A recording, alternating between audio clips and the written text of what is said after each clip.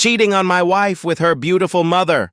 There's an old saying that, like most old sayings, has some truth to it, even if it's not entirely accurate. If you want to know what your girlfriend will look like in 20 years, look at her mother. When I first met Tiffany's mom, Charlene, I had high hopes that the old saying was true.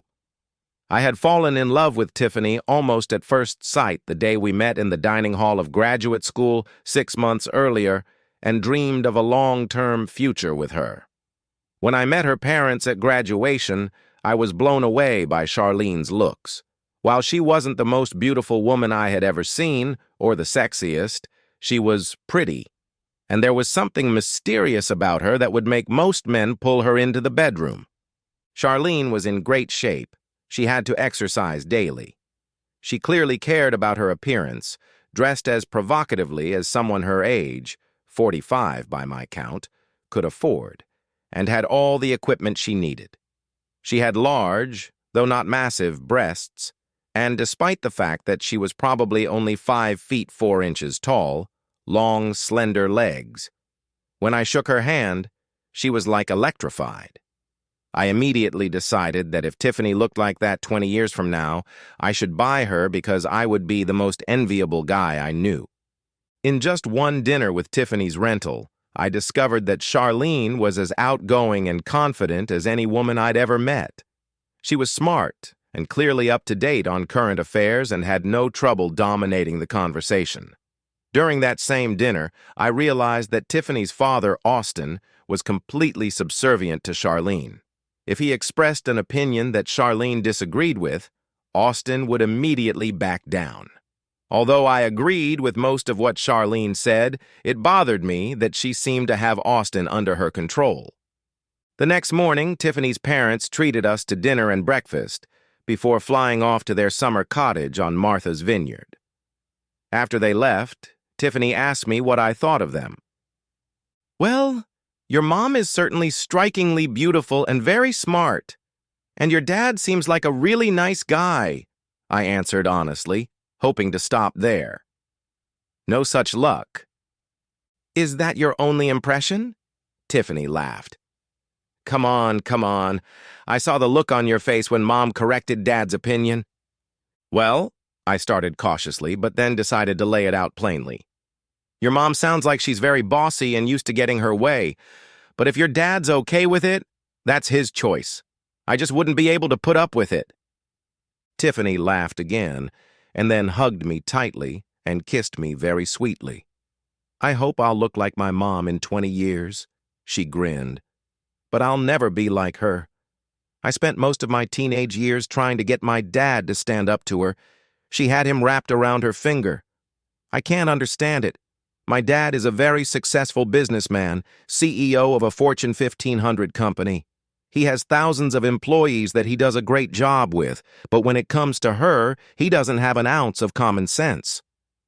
Maybe she's so good in bed that he prefers to suffer in silence in public while enjoying life to the fullest in bed," I replied with a smile. "That's probably true," Tiffany laughed. "Still, I wish he could have stood up to the great woman for once when she insisted on calling me Tiffany." "What's wrong with your name?" I asked. "It's pretentious and superior, which is the exact opposite of who and what I am," Tiffany replied, becoming serious. It was a true statement. Tiffany started her own charitable foundation while still in high school, raised money for good causes throughout college, and earned a master's degree in nonprofit management. She wanted to save the world, and that, in addition to her kindness, lively personality, and physical beauty, is what I loved about her. She was the most unassuming woman I knew. "All this talk about your mom's body controlling your dad made me incredibly horny," I murmured, pulling Tiffany against me and kissing her hard. "Because your parents are in town, we weren't able to celebrate our graduation last night the way I wanted," I continued between kisses. "Let's go back to my place." "You're an asshole," she giggled, stroking my body. "Wow, you're not kidding, are you?"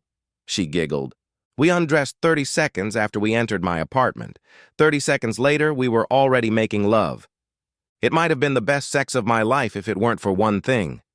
A vision flashed through my brain of what Charlene might look like without clothes on. As I lay next to Tiffany with her head resting on my shoulder, the thought really alarmed me. Over the next week, I learned that Tiffany was as much in love with me as I was with her.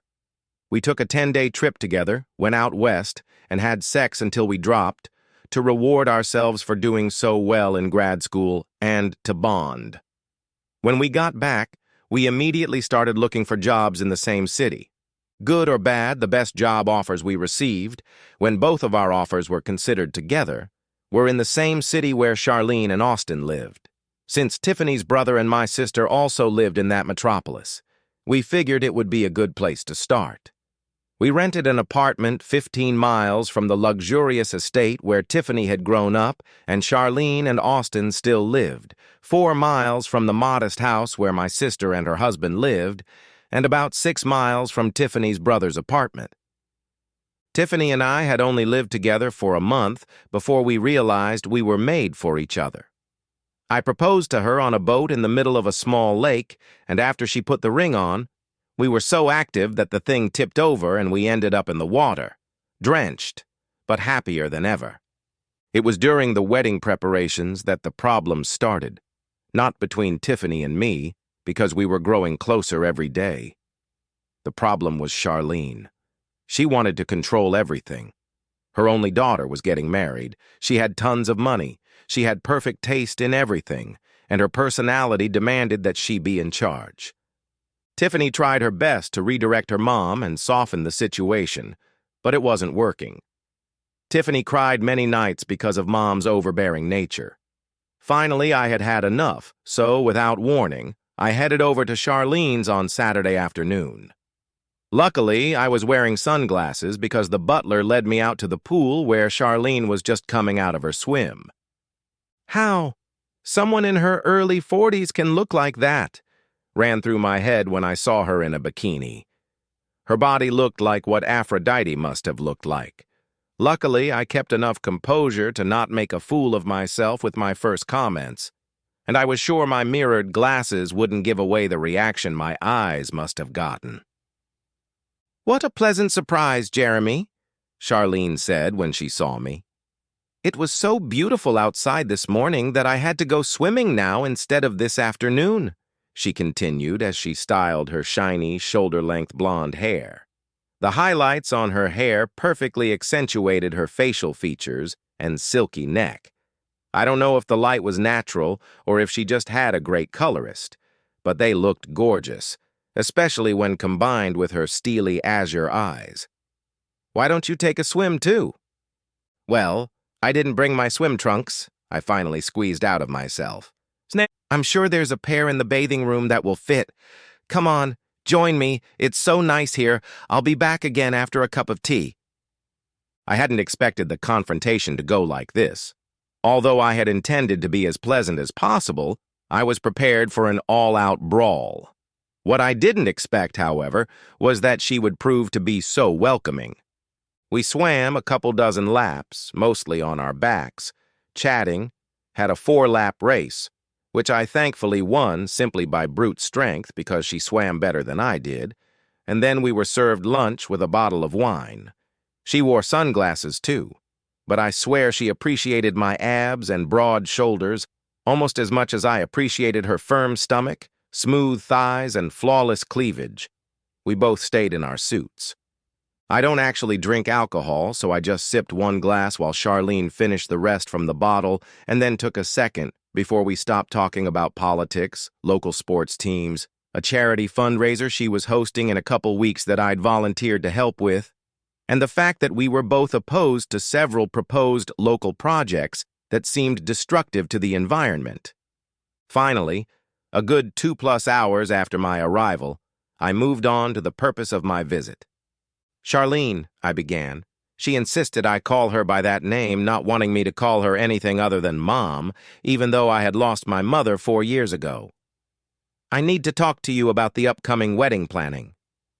"It's nice that you're showing interest in that. Most men just want to show up," she grinned. "What really bothers me is Tiffany. She comes home upset every time she comes home from meeting with you about the wedding. She gets the feeling that you don't care what she wants, that you're in charge and she just needs to follow you." Why won't she talk to me about it? Pouted Charlene.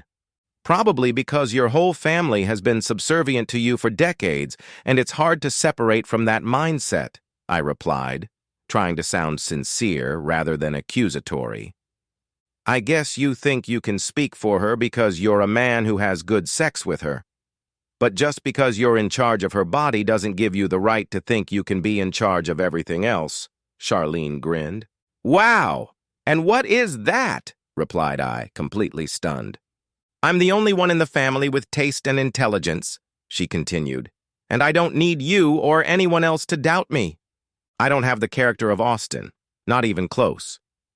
I got my body from being a pretty decent and very driven Division I lacrosse player in college. There's nothing special about me. Look, Charlene, Austin may take your words with a smile on his face, but I'm not him. I have a vested interest in Tiffany's wedding being the best experience for her because I love her unconditionally, so I won't make the mistake of asking you to let her make all the major decisions, and you can handle all the details you want and otherwise satisfy your need to be in charge. From that point on, our conversation went downhill. We argued fiercely for another half hour, including a lot of swearing, some of which was alcohol-induced as she was still drinking wine, and mine was anger.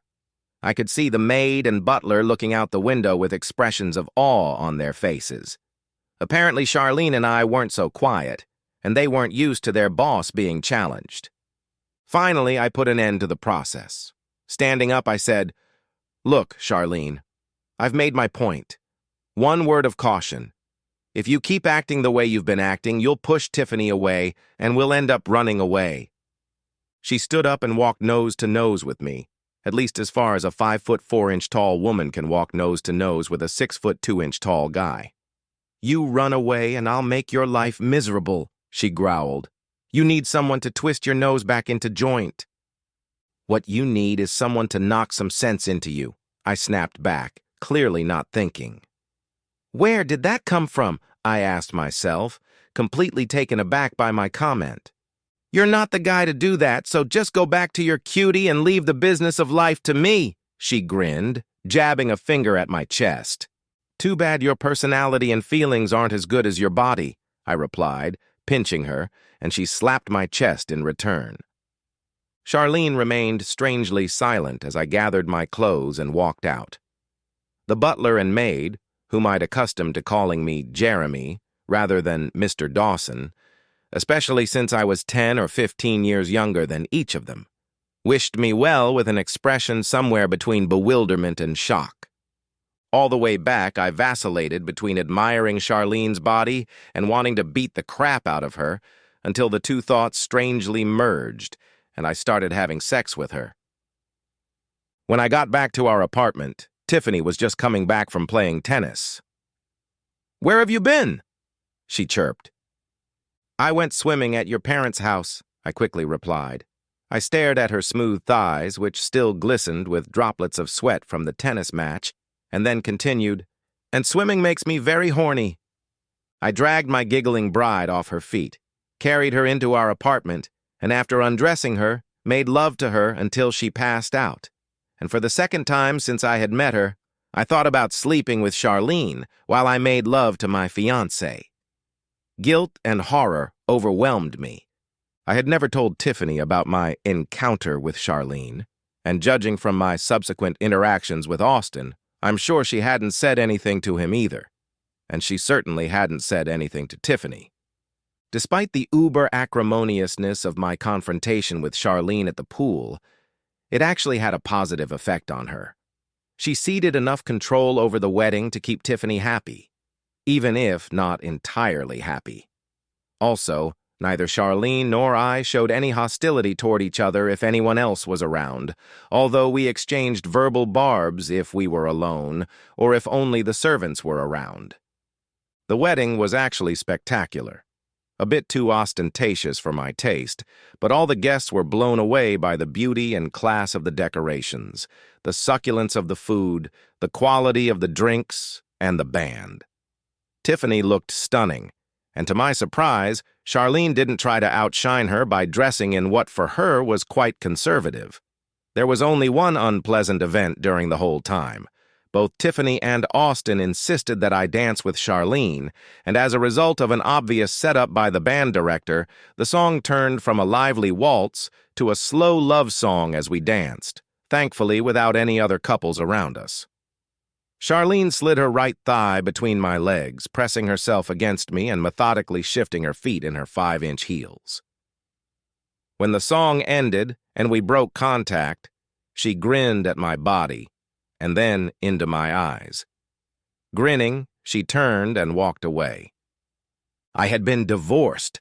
Fortunately, I was able to clear my thoughts of Charlene, and Tiffany and I had a passionate wedding night and a wonderful celebration of sex masquerading as a honeymoon. After we returned, our sex life remained excellent in both quality and quantity, although, like everyone else, we couldn't sustain the passion of the honeymoon. Tiffany and I had been married for about 5 years when she became pregnant. Not exactly planned, but not unwanted either. We bought a house as soon as we found out, although it wasn't as nice as the one Charlene wanted to buy. During our marriage, we successfully maintained financial independence from Charlene and Austin and rejected their attempts to buy a nicer house for us.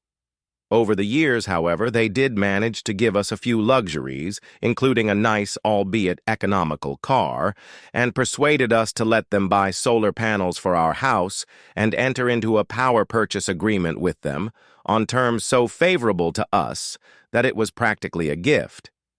My relationship with Charlene had remained about the same since our run-in at the pool. We were pleasant to each other in public, never saying anything bad about the other person. But in private, we continued to exchange barbs. Sometimes these barbs took on sexual overtones, as Charlene was quite smug about having shafted me at the wedding reception, something she never let me forget. The complications began when Tiffany was 4 months pregnant. Despite treatment, the complications continued to get worse, and in the 5th month, she had to leave work. Finally, the doctor put her on bed rest, and we hired a nurse to help her during the day. Charlene was very anxious and would put all her chores on hold when we needed her help. She would fill in for the caregiver for about 4 hours each day until I got home, and then ask her cook to bring us dinner. In addition, she would often come in on the weekends to help us out. Although our relationship was still strained, I was actually grateful for her help. But what I wasn't grateful for was the way Charlene dressed. She claimed that her skimpy outfits were necessary to stay warm since it was summer and our air conditioning wasn't the best. However, by the time I'd gone 4 months without sex due to Tiffany's condition, the blatant body display had become a little difficult, and I swear I could see the knowing smile on her face when I had a spontaneous urge and had to leave the room. Things took a turn for the worse when I got home from work around 6 o'clock one Friday and ran into our master bathroom to take a leak while Tiffany napped. Our toilet was on the opposite side of the bathroom from the shower stall, and there was a barrier next to it. After relieving myself and rinsing off the water behind me, I zipped up and went to the main part of the bathroom, and Charlene came out of the shower, completely unclothed and wiping her hair with a towel. "Sorry, I didn't hear you come in," she said in a sing-song voice, making no attempt to cover herself. I instinctively looked at her breasts and then her body. Both were beyond the realm of possibility for any woman, let alone one in her 50s. I was instantly like a rock. I think she continued. "The shower in the other bathroom is so uncomfortable, and I really need a shower. I hope you don't mind." I muttered something and stumbled out of the bathroom, unable to take my eyes off her body all the way out. I went downstairs and, though I never drank 2 shots of whiskey, one after the other. The burning in the unfamiliar throat was enough to bring me out of the trance Charlene's body had put me in. Tiffany was awake by then, and Charlene had put on what could be called clothes. The fabric didn't hide her slender hips and did little to conceal her cleavage. The 3 of us chatted for a while, and then, as was customary on Fridays, Charlene and I helped Tiffany out of bed on the installed elevator, which Charlene and Austin had paid for, and took her downstairs to have dinner at the table in the dining room. The cook came over with her usual splendid culinary delights, and we enjoyed our dinner. Afterward, we watched television together, with Charlene secretly showing off her body to me when Tiffany was not in view. When Tiffany was tired, we carried her back to bed, and Charlene announced that she was staying the night. Tiffany shrieked at that announcement, and I shuddered.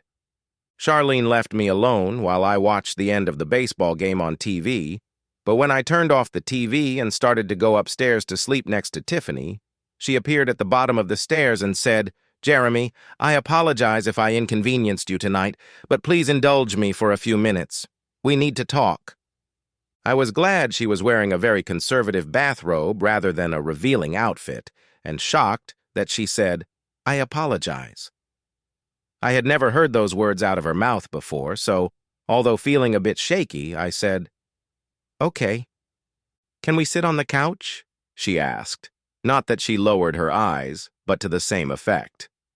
"Sure," I said, turned around and walked back into the living room.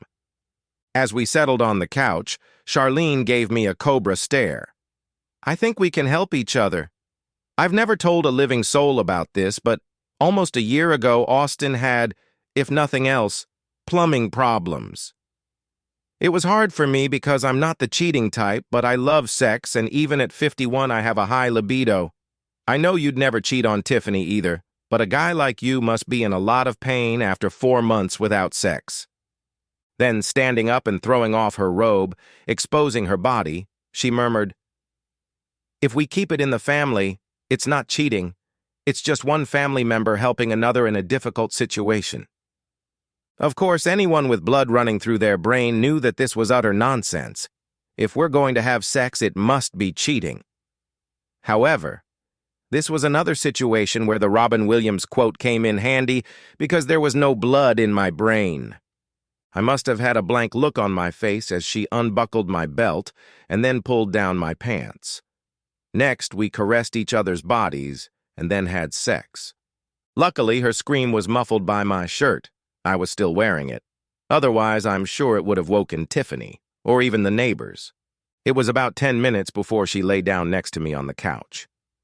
"I hate to break it to you," she replied, "but that was the best sex I've ever had in my life," she continued before snuggling up to me. "You're a goddess," I murmured as our lips parted. And I wasn't kidding. Though for some reason I didn't feel like telling her that it wasn't just my best sex ever, but by such a wide margin that it was almost a different type of experience. My head finally started to clear after about 20 minutes, which I spent sucking on her breasts. "I'll be in the guest room," she said, looking into my eyes and continuing to caress my body. With those words, she climbed off the bed, picked up her discarded robe, and without putting it on, walked up the stairs. I laughed to myself when I saw she was still in her high heels. I took a shower, washing all the sweat and sex off of me. My thoughts were in turmoil. The situation didn't change when I pressed myself against Tiffany. She instinctively pressed herself against me. I tried my best to fall asleep, but sleep wouldn't come. After an hour of just staring at the ceiling, I looked down and saw my arousal. I slipped out of bed, slipped into the guest room, and had sex with Charlene again. She giggled. Wow. Another fantastic sex session. I pressed myself against Charlene's sweaty body. We exchanged kisses and strokes until she fell asleep. Then I pulled my body out of Charlene's bed, took a second shower, and then passed out next to Tiffany and never fell asleep again. That night opened the floodgates. I couldn't help it. I felt guilty most of the time, but Charlene could either be called an addictive drug or a witch, or maybe both. Charlene had no guilt, but she knew how to manipulate. We had sex 4 or 5 times a week, and each time it was fantastic. Charlene wouldn't deny me anything. Despite the immense pleasure I was getting from sex with Charlene, I told her we would have to stop when the baby was born. She smiled back. Despite the difficulties Tiffany faced during her pregnancy, her labor was mercifully short, and she gave birth to a healthy, happy, beautiful 6-pound, 10-ounce baby girl who looked just like she did in Tiffany's baby pictures. We explicitly told Charlene that we were not going to give her any of the 6 pretentious name options Charlene had submitted. Who would name their daughter Athenais? We named her simply and Americanized, Nancy. When Charlene and I left Tiffany and Nancy, who we were going to keep in the hospital for 2 nights to make sure there were no complications after the birth, Charlene snickered, "You're going to pay for calling her Nancy, asshole." When we got home, Charlene threw on her clothes before we were inside for more than 20 seconds. "Charlene," I stammered, admiring her perfect body for the 10th time. "We agreed not to have sex again after the baby was born." "Actually, you said that, not me. I really like your body and the way you use it, and I have no intention of giving it up. Besides, you owe me at least half a dozen secs for calling this beautiful girl a common name like Nancy instead of a dazzling one like Ambrosia." That was the first night we spent together. I believe Charlene tried to get all half a dozen in retaliation that same night. However, I got 4 fucks in me, 1 more than the entire previous night in my life. The next morning, I woke up somewhere between joy and guilt. The shower we took together calmed me down a bit. I probably wasn't the sharpest tool in the shed or just in denial, but for the next 3+ years, I continued to believe that I could eventually break up with Charlene. Even if I didn't have the guts to break up with her, I thought either I would get tired of her or she would get tired of me. But that didn't happen. We had sex 2 or 3 times a week for those 3+ years, and to my great shock, sex with Charlene got better and better, never boring, always amazing. One Friday afternoon, I finally realized that Charlene had become a part of my life for the foreseeable future. Charlene walked into my office, closed and locked the door. She was wearing a trench coat and 4-inch heeled shoes, and I was willing to bet nothing else. She certainly didn't look like the grandmother of a 3-year-old, more like a very sexy dancer. "What are you doing here, Charlene?" I asked stupidly. "Today is the 4-year anniversary of our first sex, and I needed to see you," she said, unbuttoning her cape. "Are you out of your mind? My staff is outside," I exclaimed. "No, they haven't. I treated all 6 of your little minions to lunch at La Fourchette et une Cuillère. Don't expect them to be back in 2 hours or be productive when they do, since I told Claude not to spare the wine," she giggled. She sat her luscious body down on my couch and said, "Lunch is ready, lover boy," she purred. I realized that I needed to stop fooling myself and just accept the fact that I was addicted to her. I could never stop helping this family member. Then when I had sex with her, she outdid herself in talking. My mind started working overtime.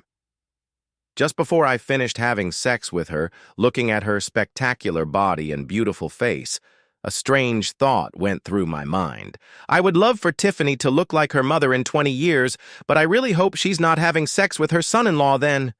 The end! Subscribe to my channel. Thank you.